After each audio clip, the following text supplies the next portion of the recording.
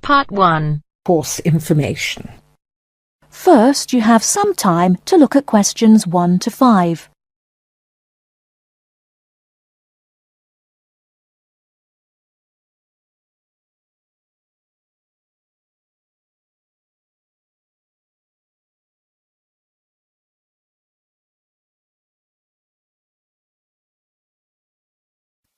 Hello, I wonder if you could help me. I am interested in enrolling in your MBA programme. Could you give me some information, please? Yes, of course. I'll take a few details first of all, and I'll give you a copy of our prospectus. Oh, that's okay. I already have one here. I've been researching the MBA courses in the local area, so I already have lots of course information. That's great.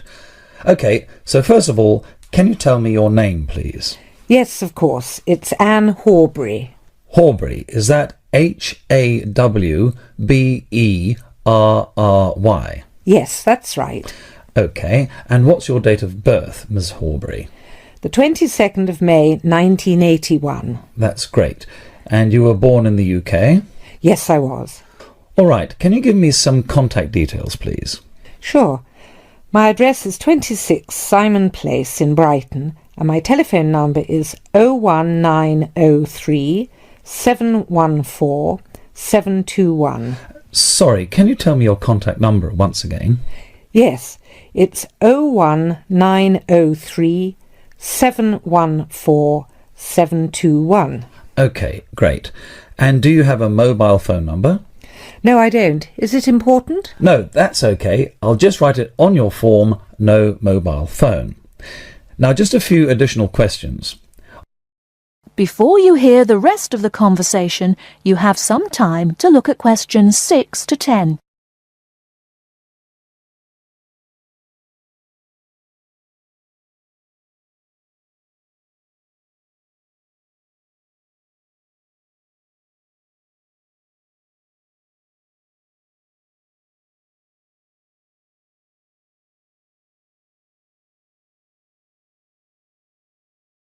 Now listen and answer questions 6 to 10. Are you working or studying anywhere else at the moment? Yes, I'm working for Lloyd Enterprise in the city as a secretary, and I'm also attending a computer course part-time in the evenings. Great. So can you give me some details about your educational background? We need to make sure that your qualifications match the entry requirements. Yes. I completed a business degree a year ago. I've been working since my graduation, but the job market is very competitive these days, so I'd like to do some postgraduate study now. OK, that sounds fine. Your degree is relevant, and it's good that you have some work experience too. I do need to warn you, though, that our MBA programme is extremely popular and gets full quickly. So would you be interested in applying for any alternative courses if your application is not successful this time? Well, my first choice would, of course, be the MBA, but yes, I've had a good look through your prospectus, and I would also be interested in the international marketing course. That's great. It's always a good idea to keep your options open just in case. Finally, can you tell me where you learned about our courses here? Actually, my cousin studied the MBA course 2 years ago, and she recommended it to me. OK, well, thank you for coming in today. I will pass your details on to our admissions department. They should contact you this week with a formal application form, and they usually invite MBA candidates to come in for an interview. OK, well, thanks for your time. No problem. Good luck with your application. That is the end of part 1. You now have half a minute to check your answers.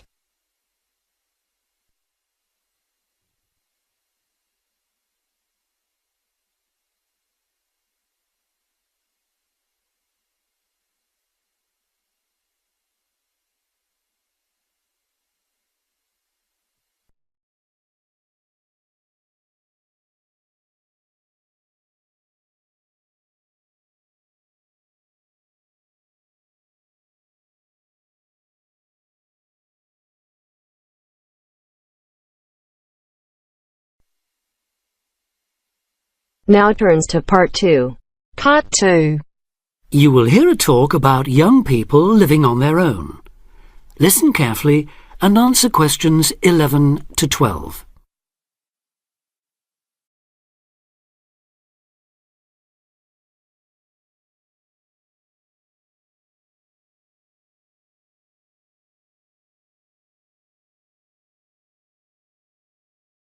Listen carefully and answer questions 11 to 12.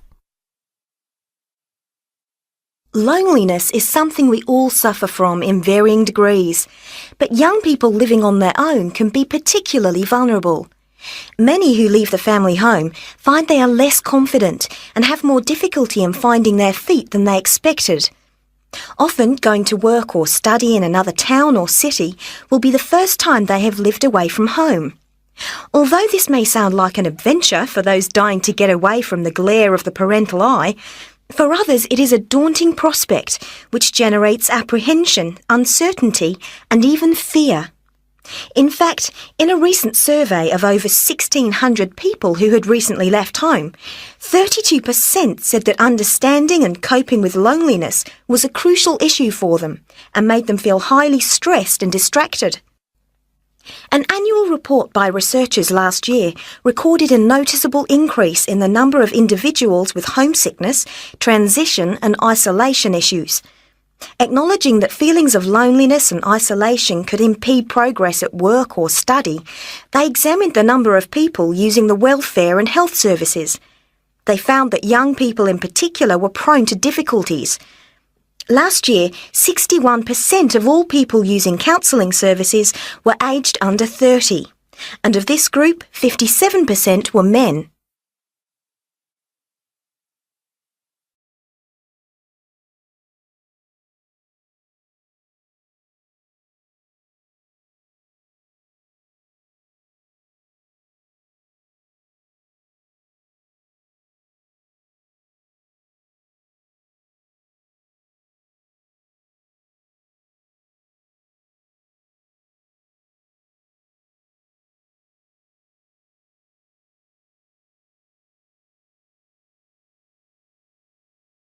Now listen and answer questions 13 to 20.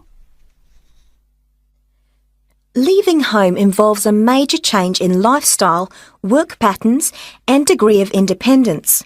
You will be away from home, family and friends and are no longer supported by familiar surroundings. For this reason, in the first year a lot of young people suffer from loneliness. Ironically, this sense of isolation comes at a time when you are likely to be surrounded by people most of the time. Living in a busy city, travelling on crowded buses and trains, you will be constantly among people. But this can sometimes compound your sense of being alone. Seeing others who appear at ease among large crowds, mingling and making friends, can make you feel excluded and inadequate. Adapting to a new environment makes people uncertain of what to do or how to behave and breeds insecurities which can make for a real sense of isolation. It is often those who are more used to being on their own who deal best with the transitional period of leaving home. Other reasons for feeling alone include high expectations of the big city where you have the best time of your life and meet lifelong friends.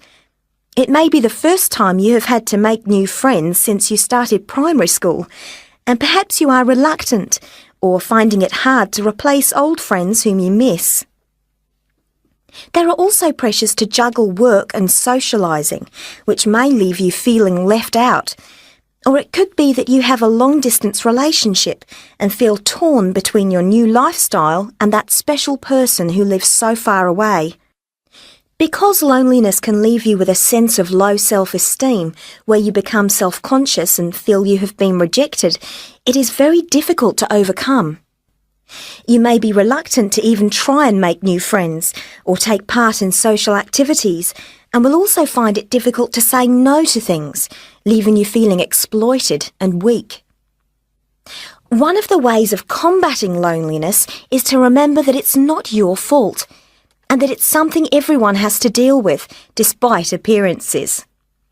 Counsellors advise those feeling lonely to speak to someone they know about their feelings.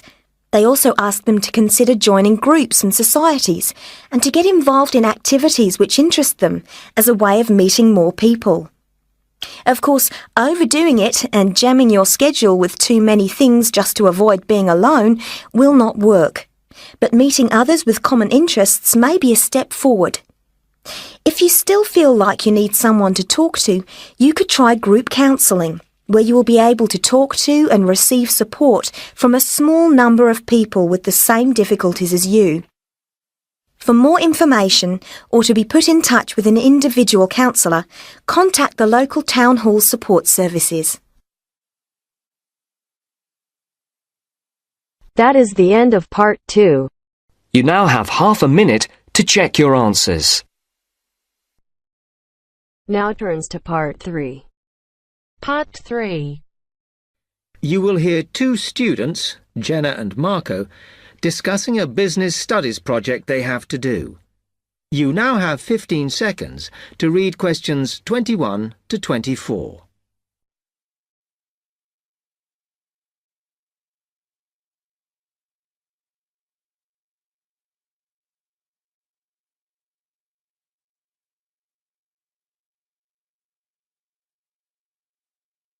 Come on, Marco. We've got to get on and sort out this project for Professor Buckley. Hang on. I want to make sure we've got all the information. Now, where are we? Well, today we need to sort out exactly what we're going to do and how we're going to divide the work up. Okay. How long have we got, by the way? The end of term is April 6th.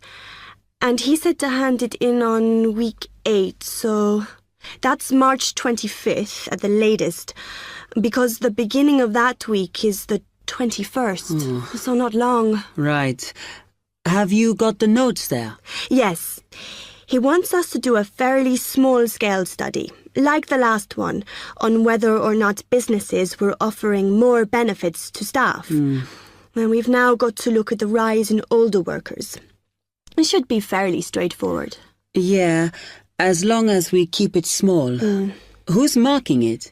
I don't know. Sometimes he gets the PhD students to mark it for him. Oh, actually, it just says here, a senior lecturer. I suppose it's too much for Professor Barclay to do them all. Yeah.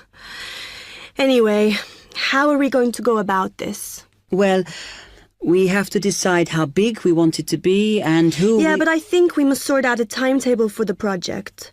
Otherwise, nothing will get done. Okay. Do you want to do that? All right. I'll do it as soon as we finish here.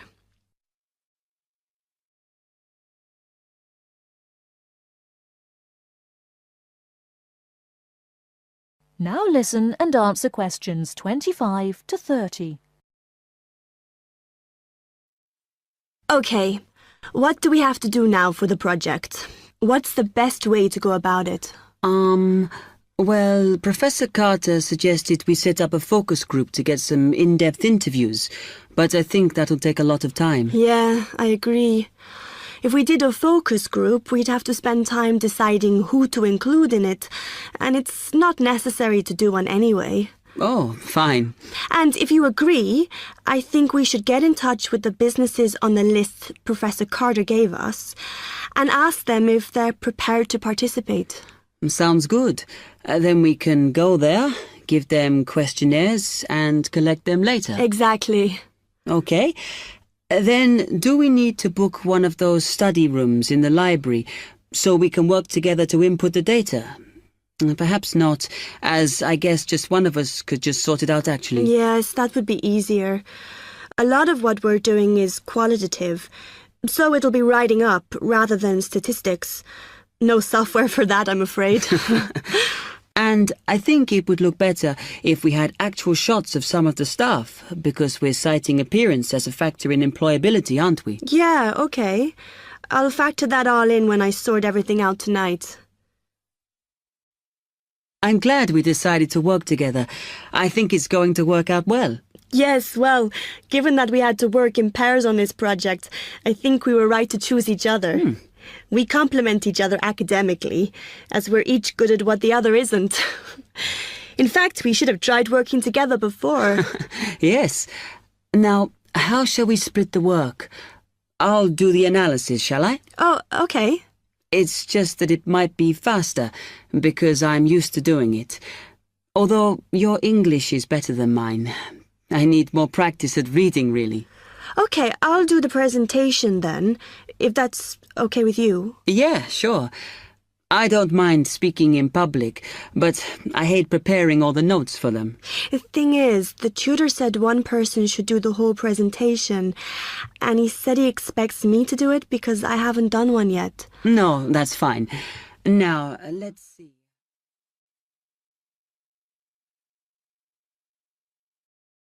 That is the end of part 3. You now have half a minute to check your answers.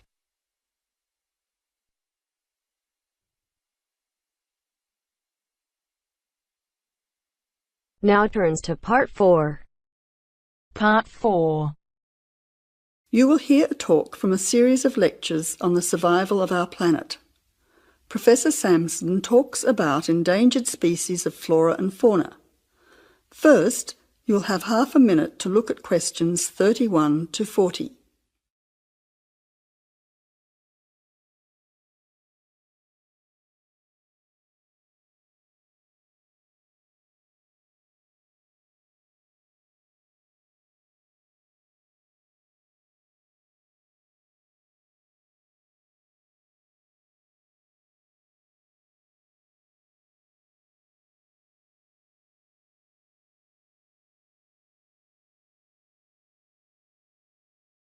Now listen carefully to the talk and answer questions 31 to 40. Good afternoon, ladies and gentlemen. Today's topic in this series of lectures on our planet is about ensuring the survival of our very important plant and animal species. In this lecture, I want to discuss one way that we can do this. No one will ever see a huge dinosaur thundering through the forest. No one will ever see a paradise parrot flash its rainbow colours across the sky. The fact is that many animals and plants have been wiped out. Sadly, they are extinct. It is too late for them. Extinction is forever. We can't do anything about the species that have already disappeared. But today, there are many animals and plants that could still become extinct in the future if we do not act now. They are endangered. The African elephant and rhinoceros have become endangered because of the value of their tusks. Australian parrots and reptiles are smuggled onto planes because certain people in other countries are prepared to pay thousands of dollars for them. And there are many other species around the world that are endangered because they no longer have a place in which to live and reproduce safely. The main cause of extinction is the destruction of habitats. A habitat contains all that a living thing needs to survive: space, light, water, food, shelter, and opportunities for reproduction. The population of the world is growing rapidly, and this is placing great demands on land and resources for housing and for growing food. When vegetation is cleared and swamps are drained for agriculture, mining and suburbs, or when rivers are dammed to store water, plants are destroyed and animal life is threatened. In other words, humans are changing and destroying the habitats of animals and plants, which is in turn reducing their chances of survival.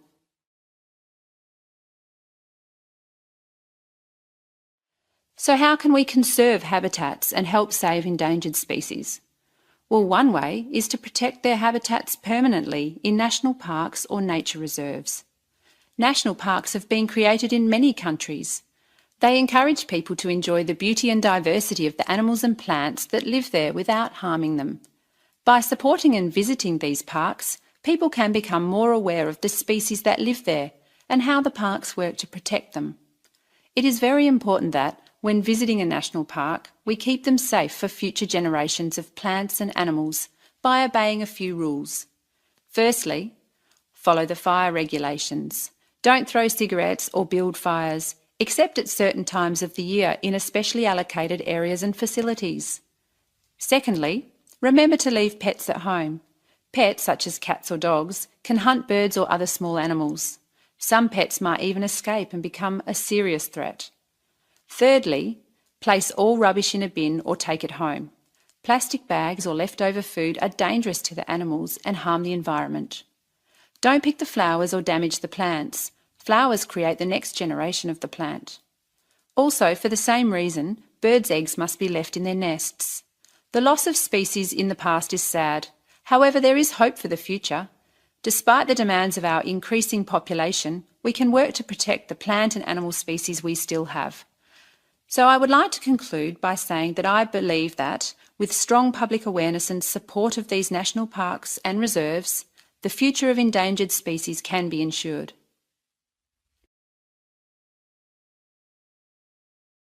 That is the end of part 4.